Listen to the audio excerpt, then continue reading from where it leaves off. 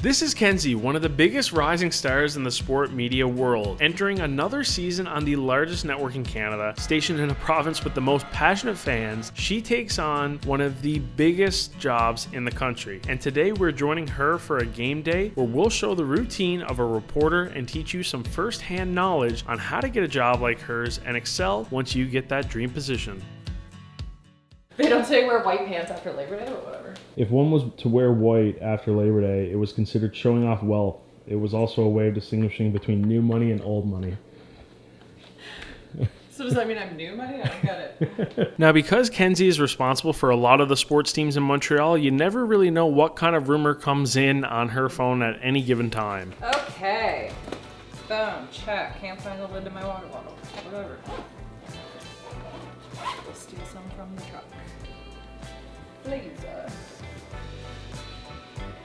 Cool. Let's do it. Oh, there's a dog in the backseat. Look at his tongue. For me, when the time comes, it'll be selecting a breed because I want a Bernese Mountain Dog. I also want a Golden Retriever. But I'd love like a Rottie. So maybe I'll be the one with 3 dogs. So maybe that'll be the life I choose. I don't know. What are you normally thinking about or talking about while you're headed before a game? CFL matchup tonight. Big one.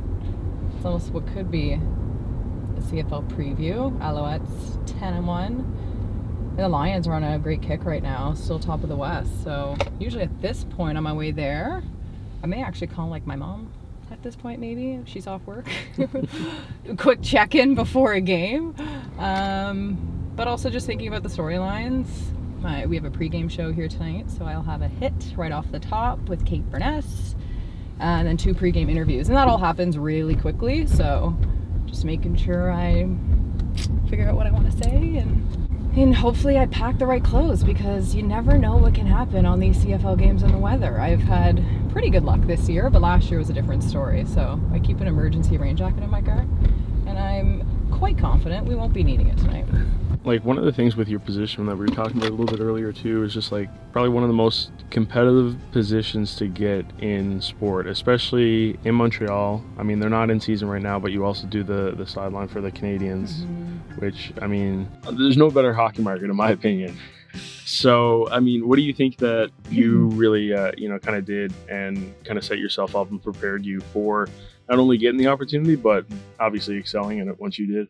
Yeah, I mean, I think of a big picture, and when these opportunities come your way, doing the work, doing the reps, and growing yourself in the ground leagues and putting your time in, it takes a lot of that, a lot of hard work, and I think it also takes like a little bit of luck as well, like the right phone call, the right person sees you. That is a big piece to this, and but in saying that as well, I think of my journey and where I even envisioned myself working in sports media. And of course I watched like Sports Center in the mornings. Like we talked about that. We loved our morning Sports Center as kids. And for me, it was seeing women in those roles. So someone like Holly Horton and thinking how cool one day that could be to work in sports in a full-time capacity. But that was really all I saw like women do. So I think when we also talked about this, Robert, like Cabby Richards, like when he was started to create his content and being on the streets and showcasing athletes' personality, that was the first time I thought this is so cool. I can't believe I'm getting to know like Mike Fisher. When I found out that he ate chicken parmesan before every game with the Ottawa Senators, that's like all I wanted to eat. And like that was kind of like me as an athlete. I grew up playing. The Stars were, but I love the guys with like personalities and like I wore number 16 because of Brian McGrattan. So that's what really gravitated me towards, okay, like this is a space for sports media.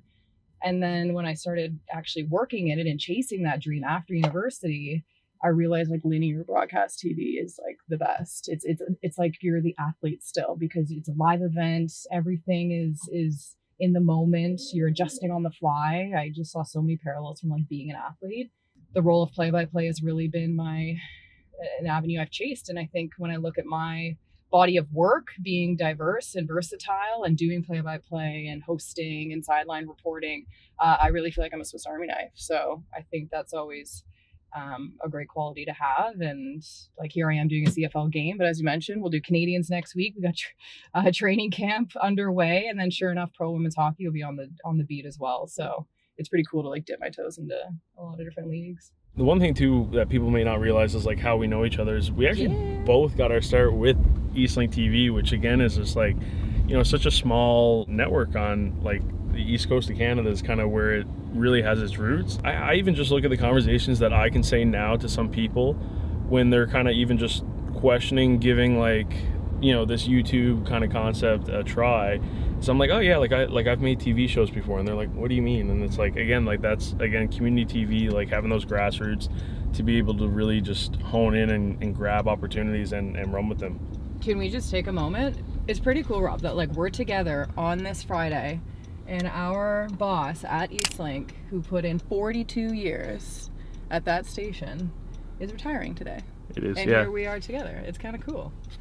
Looky, hey, shout out Brett. Shout out Brett. Yeah. I'm so grateful. You know, we got a chance to learn and like make TV and fail. Like I host a community show where I talked about Pancake Week, but it's those reps and learning a script and learning, just so many different elements to media. Like quick time, but a fun time. I look back at those Eastlink interviews that I did.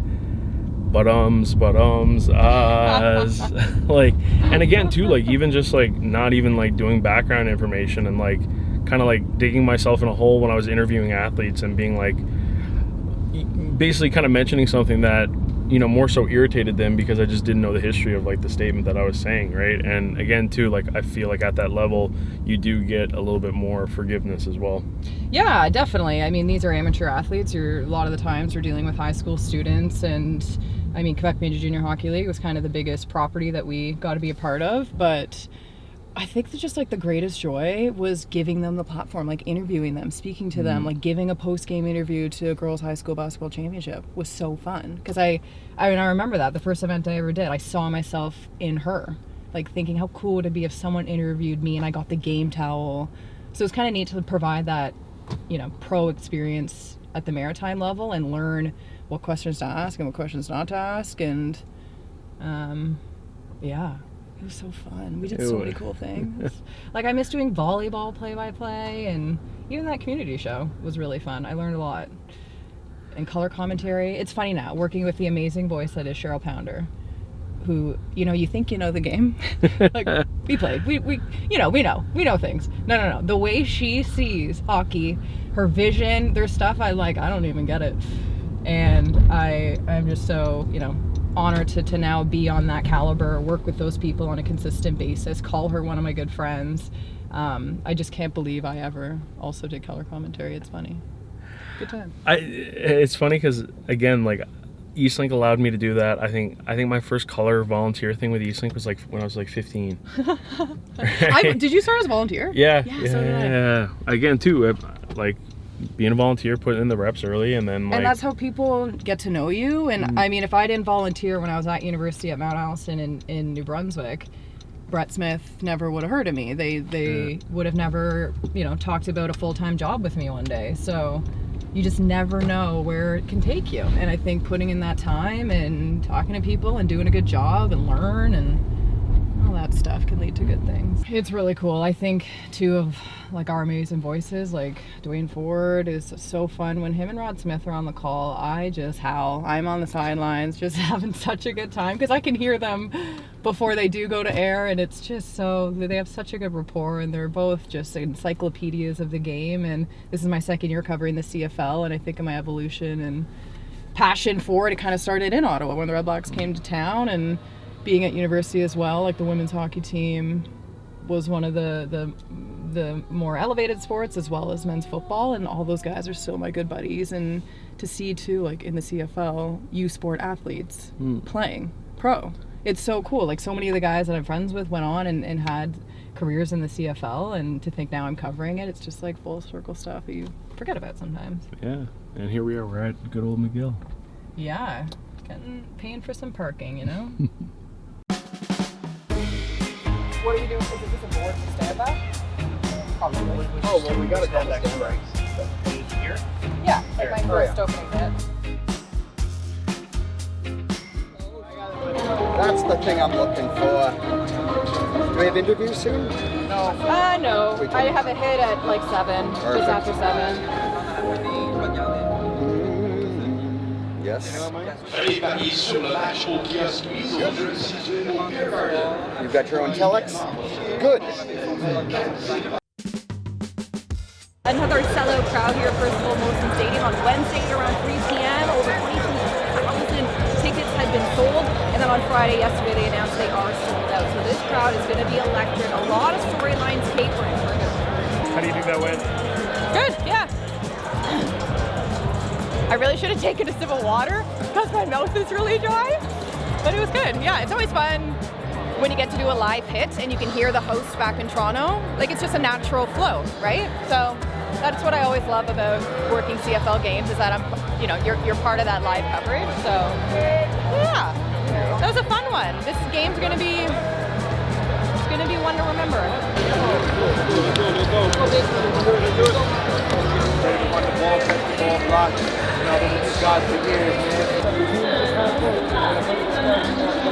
So in those types of interviews, like, what are you really trying to give fans in those moments? I think it's very much a big picture conversation. You want to tap into the emotion of it, especially when a lot's riding on it. If I'm a fan sitting at home, I just want to know what's he feeling. And these guys are so fun, and they're honest, and there's energy, and there's passion, and you just have a lot of fun trying to articulate that and allow fans to kind of get a glimpse of it.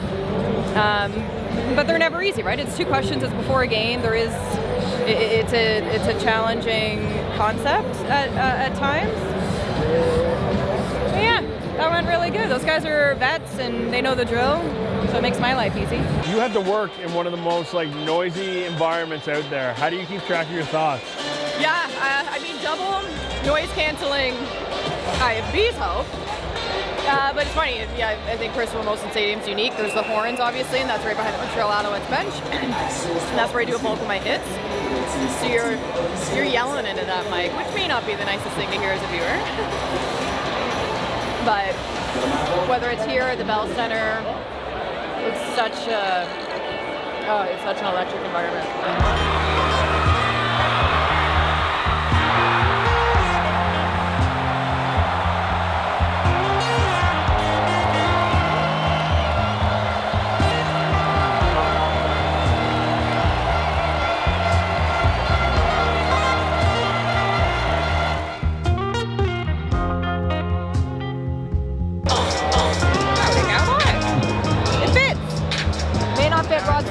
But it sure fits mine.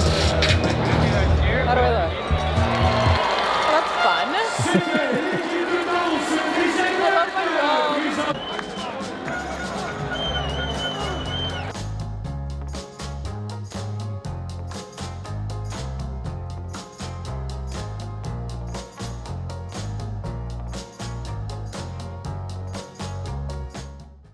The 3rd-yard gamble there to hit Barbon just looked reflective. For him to get that first catch and make the play. Gutsy call by Coach Moss. It's something we put in this week, and obviously AMAC went down in day 3 practice, and so we had limited reps on a lot of these routes. That a wrap? Our glamorous dinner. Yeah. That's a wrap? Wrapping it up. BC Lions tick down the Montreal Alouettes, and we get to treat ourselves to the best of the best. In the meantime, stay best kind.